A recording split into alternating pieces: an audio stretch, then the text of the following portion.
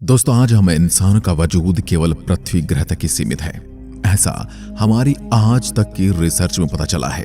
क्योंकि हम कहीं पर भी यानी दूसरे किसी ग्रह पर या किसी भी एक्सोप्लैनेट पर जीवन खोजने में कामयाब नहीं रहे हैं। पर भविष्य में एक समय ऐसा जरूर आएगा जब इंसान टाइप 2 सिविलाइजेशन बन जाएंगे और हमारे सौरमंडल के कई ग्रहों और उनके चंद्रपाओं पर हमारी मानव बस्तियां मौजूद होंगी। इन्हीं वजहों से हम इंसानों ने कई दशक पहले ही हमारे सौरमंडल में मौजूद ऐसे ग्रहों और चंद्रमाओं की खोज करना आरंभ कर दिया था जहां किसी प्रकार का जीवन मौजूद हो सकता है या उन पर मानव बस्तियां बसाई जा सकती हैं। पृथ्वी के चंद्रमा के बाद सबसे ज्यादा भरोसा यदि वैज्ञानिकों ने किसी पर किया है तो वो है मंगल ग्रह। पर कई दशकों तक किए गए खोज में एक चौंकाने वाली बात सामने आई है। वैज्ञानिकों को खोज के दौरान पता चला है कि हमारे पूरे सौरमंडल में पृथ्वी से सबसे ज्यादा मिलता जुलता एटमॉस्फेयर नर्क कहे जाने वाले हमारे पड़ोसी वीनस यानी शुक्र ग्रह के बादलों पर मौजूद है। धरती के जैसा यदि सरफेस की बात करें तो सबसे ज्यादा धरती जैसा सरफेस चंद्रमा और मंगल ग्रह का है, जबकि एटमॉस्फेयर की बात की जाए तो सबसे ज्यादा गर्म कहे जाने वाले हमारे पड़ोसी ग्रह वीनस यानी शुक्र का वायुमंडल सबसे ज्यादा हमसे मिलता जुलता है। तो आज की वीडियो में हम इसी पर चर्चा करेंगे। क्या शुक्र ग्रह पर मानव जीवन की बस्तियां बसाई जा सकती हैं? मंगल ग्रह और शुक्र ग्रह के बीच में यदि तुलना की जाए तो कौन सा बेहतर ग्रह साबित होता है मानव जीवन के लिए? शुक्र ग्रह पर मिशन कब भेजे जाएंगे? यदि भेजे गए हैं तो कौन कौन से मिशन काम कर रहे हैं? शुक्र ग्रह की भौगोलिक संरचना कैसी है? शुक्र ग्रह का इतना ज्यादा तापमान होने के बावजूद भी उस पर मानव बस्तियां कैसे संभव हैं? शुक्र ग्रह के बादलों पर जीवन कैसे मौजूद है? शुक्र ग्रह के बादलों पर यदि इंसानी बस्ती बसाई जा सकती है तो क्या वहां पर पहले से कोई जीवन मौजूद है? एक लंबे खोज के बाद जुपिटर और शनि ग्रहों के कुछ ऐसे चंद्रमाओं के बारे में पता चला जहां मोटे बर्फ के नीचे मौजूद महासागरों पर किसी प्रकार का जीवन मौजूद हो। साथ ही हमें यह भी पता चला कि आज से कई बिलियन साल पहले मंगल ग्रह पर लिक्विड वाटर की झील, नदियां और शायद किसी प्रकार का जीवन मौजूद था। शुक्र ग्रह पर जीवन और इंसानी बस्ती क्या बसाई जा सकती है? वर्तमान समय में हमारे कई रोवर्स मंगल ग्रह के सरफेस में और कई सैटेलाइट्स मंगल ग्रह के ऑर्बिट में मौजूद हैं, जो कि मंगल ग्रह पर किसी प्रकार के प्री हिस्टोरिक लाइफ और भविष्य में मंगल ग्रह पर मानव बस्ती बसाने की संभावनाएं तलाश रहे हैं। और अगर सब कुछ ठीक रहा तो 2030 तक हम मंगल ग्रह पर एक मानव मिशन भी भेज सकते हैं। वीनस ग्रह के सरफेस से करीब 50 किलोमीटर पर मौजूद एटमॉस्फेयर हमारे पृथ्वी ग्रह के अपर एटमॉस्फेयर से काफी मिलता जुलता है। ऐसे में कुछ वैज्ञानिकों का कहना है कि हम इंसानों को मंगल ग्रह से पहले वीनस ग्रह के बादलों पर मानव मिशन भेजना चाहिए। ऐसे में एक सवाल यह है, क्या वाकई वीनस ग्रह यानी शुक्र ग्रह के बादल जीवन के लिए उपयुक्त हैं? और क्या वाकई शुक्र ग्रह के बादलों में इंसानी बस्तियां बसाई जा सकती हैं? ऐसे में यह काफी रोमांचक होने वाला है, जहां हम शुक्र ग्रह और उसके बादलों की एक अनोखी यात्रा करने वाले हैं। मंगल ग्रह और शुक्र ग्रह की यदि तुलना की जाए तो कौन सा बेहतर साबित होता है जीवन के लिए? दोस्तों, सौरमंडल के दूसरे ग्रहों पर कई सालों तक की गई अध्ययनों और रिसर्च से ये हमें पता चला है कि भविष्य में पृथ्वी से परे स्पेस कॉलोनीज बनाने के लिए सबसे उपयुक्त जगह हमारा पड़ोसी ग्रह मंगल हो सकता है। मंगल ग्रह और पृथ्वी में अनेक समानताएं मौजूद हैं। दोनों ही ग्रहों का निर्माण लगभग एक ही समान हुआ है। साथ ही दोनों ही ग्रहों की भौगोलिक संरचनाएं भी लगभग एक समान है। हालांकि मंगल ग्रह एक बेहद शुष्क और ठंडा ग्रह है, लेकिन इसमें वे तमाम तत्व मौजूद हैं जो इसे जीवन के अनुकूल बनाने में सक्षम दिखाई पड़ते हैं, जैसे कि water ice, carbon dioxide, nitrogen, organic molecules आदि। साथ ही वैज्ञानिकों को मंगल ग्रह पर पुरानी नदियां, तालाबों और जीवन के लिए जरूरी ऑर्गेनिक मॉलिक्यूल्स के सुराग भी मिले हैं, जिसकी वजह से वैज्ञानिकों का मानना है कि मंगल ग्रह पर कभी पृथ्वी की तरह ही लिक्विड वाटर और शायद जीवन भी मौजूद रहा होगा। ऐसे में मंगल ग्रह पर मानव बस्ती बसाना काफी आसान होगा और कम चुनौतीपूर्ण होगा। लेकिन इसके विपरीत अगर हम बात करें शुक्र ग्रह की, तो इसे हमारी धरती का ट्विन भी माना जाता है, क्योंकि इन दोनों ग्रहों का आकार, मास और डेंसिटी लगभग एक समान है और दोनों ही ग्रह समान ऑर्बिट में सूर्य का चक्कर लगाते हैं। साथ ही वैज्ञानिकों के अनुसार दोनों ही ग्रहों का जन्म एक ही टाइप के स्पेस बॉडीज और कंपोजिशन से बना हुआ है।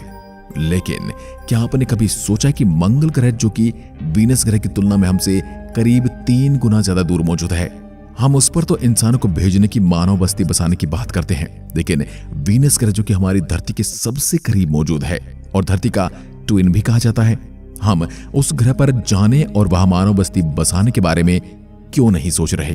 दोस्तों, ऐसा ही कुछ 20वीं सदी के शुरुआती दशक में धरती पर मौजूद वैज्ञानिकों को लगता था। शुरू में वैज्ञानिकों की सोच थी कि पृथ्वी की तरह शुक्र ग्रह पर भी जीवन मौजूद हो सकता है या वह जीवन के अनुकूल परिस्थितियां मौजूद हो सकती हैं। मगर जब 1960 और 70 के दशक में इस ग्रह पर कई अंतरिक्ष मिशन भेजे गए और इस ग्रह पर नजदीक से अध्ययन किया गया, तो उन्हें पता चला कि भले ही पृथ्वी और शुक्र का इतिहास एक समान रहा हो, पर दोनों ही ग्रहों का वर्तमान बिल्कुल अलग है। शुक्र ग्रह की भौगोलिक संरचना, surface and atmosphere of Venus, शुक्र ग्रह किसी भी ग्रह के जीवन के पनपने के लिए बिल्कुल भी अनुकूल नहीं है। इसका एटमॉस्फेयर बेहद ही डेंस कार्बन डाइऑक्साइड से घिरा है। यहाँ सल्फ्यूरिक एसिड की बारिश होती है, जिसकी वजह से इसकी सतह का तापमान तकरीबन 480 डिग्री सेल्सियस तक चला जाता है, जो कि इसे सौरमंडल का सबसे गर्म ग्रह बनाता है। बेहद ही डेंस एटमॉस्फेयर के कारण इसकी सतह का दबाव पृथ्वी की सतह से करीब 90 गुना ज्यादा है। साथ ही इस ग्रह पर कई और ऐसी चीजें मौजूद हैं जो कि इस ग्रह को एक नर्क के समान जगह बनाती हैं। यानी कि वीनस ग्रह के सरफेस पर मानव बस्ती बसाने की कल्पना तो छोड़िए, हम वीनस ग्रह पर जीवित लैंड भी नहीं कर सकते। इतना सब होने के बावजूद वीनस यानी शुक्र ग्रह के पास कई ऐसी चीजें मौजूद हैं जो कि मंगल ग्रह के पास नहीं है, जिसमें सबसे पहला फैक्टर है सनलाइट। जब भी हम किसी दूसरे ग्रह या उसके चंद्रमा पर मानव कॉलोनी बसाने के सपने देखते हैं, तो उसमें सबसे बड़ी रुकावट होती है एनर्जी की।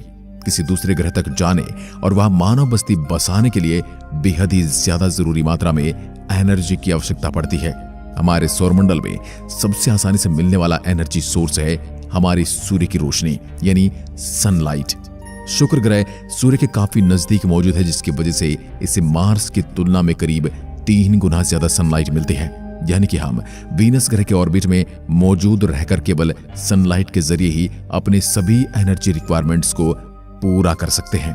वह मंगल ग्रह पर सनलाइट बेहद ही कम होती है, जिसकी वजह से हमें अपने एनर्जी की जरूरतों को पूरा करने के लिए न्यूक्लियर एनर्जी और दूसरे एनर्जी सोर्सेज पर निर्भर रहना पड़ेगा।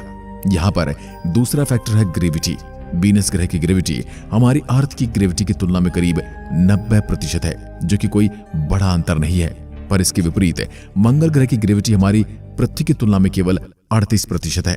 ऐसे में मंगल ग्रह पर सफल लैंडिंग करना बेहद ही चुनौतीपूर्ण रहता है और इसी वजह से इंसानों द्वारा मंगल ग्रह पर भेजे गए आधे से ज्यादा मिशन असफल रहे हैं। साथ ही मंगल ग्रह पर रहने वाले एस्ट्रोनॉट्स को लो ग्रेविटी के चलते बोन और मसल लॉस जैसी दिक्कतों का सामना करना पड़ सकता है। यहाँ तीसरा फैक्टर है डिस्टेंस का। वीनस ग्रह मार्स की तुलना में हमारी धरती से आधी से भी कम दूरी पर मौजूद है। यानी कि जितने फ्यूल और संसाधनों का उपयोग करके हम मंगल ग्रह का एक चक्कर लगाएंगे, उतने में हम वीनस ग्रह के 2 चक्कर लगा सकते हैं। साथ ही वीनस ग्रह पर मौजूद रहकर हम बेहद आसानी से धरती तक कम्युनिकेशन कायम कर सकते हैं। पर इन सारे फैक्टर का कोई मतलब नहीं बनता, क्योंकि अगर हम जीवित वीनस ग्रह के सरफेस पर लैंड ही नहीं कर सकते, तो वहां मानव बस्ती बसाने की कल्पना को तो छोड़ ही देना चाहिए। पर यही वीनस ग्रह का सबसे मुख्य फैक्टर सामने आता है, उसका अपर एटमॉस्फेयर। वीनस का एटमॉस्फेयर मुख्य रूप से कार्बन डाइऑक्साइड और नाइट्रोजन से मिलकर बना हुआ है। साथ ही इसका एटमॉस्फेयर हमारी पृथ्वी की तुलना में काफी डेंस भी है। वैज्ञानिकों द्वारा किए गए अध्ययन के अनुसार अगर पूरे सौरमंडल में पृथ्वी के समान कोई जगह मौजूद है तो वो शुक्र ग्रह है। सरफेस से करीब 50 किलोमीटर ऊपर ट्रोपोस्फेयर और मेसोस्फेयर के बीच मौजूद बादल हैं। शुक्र के एटमॉस्फेयर में मौजूद 50 किलोमीटर से लेकर 54 किलोमीटर के क्षेत्र हमारी धरती के एटमॉस्फेयर, प्रेशर और टेम्परेचर से काफी मिलता जुलता है।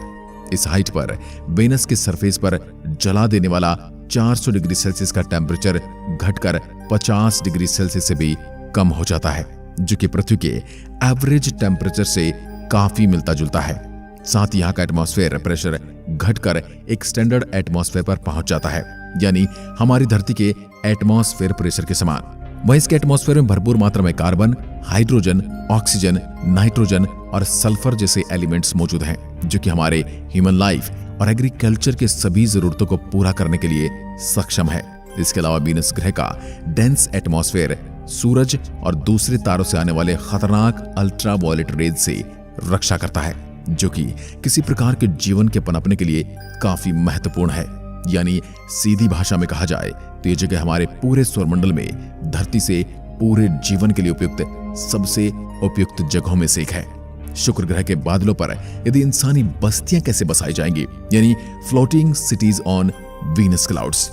ऐसे में धरती पर मौजूद कुछ वैज्ञानिकों ने वीनस ग्रह के सरफेस से लगभग 50 किलोमीटर ऊपर एक फ्लोटिंग कॉलोनी की कल्पना की है।